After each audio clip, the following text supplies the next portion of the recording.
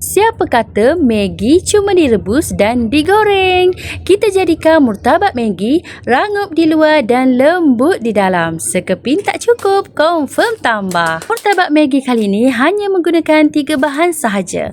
Pertama, saya menggunakan 2 plastik Maggi kari, perecah Maggi dan juga 3 biji telur. Mula-mula kita rebus dulu Maggi tu sampai lembut, selembut hatimu.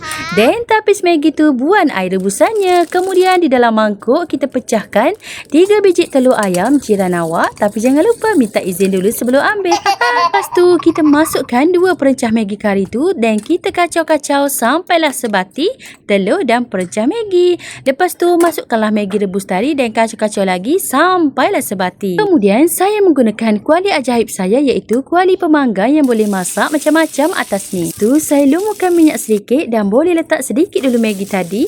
Buatkan bentuk bulat kecil-kecil comel secomel saya. Ya ke? So, kita buatlah sikit-sikit dulu. Balik-balikkan murtabak tu. Api jangan terlalu kuat. Nanti cepat hangus pula murtabak tu. So, bila dah masak sekata atas dan bawah, bolehlah angkat murtabak tu ke dalam pinggan. Murtabak Maggi ni memang sedap. Cicah pula sos dan mayonis memang terangkat.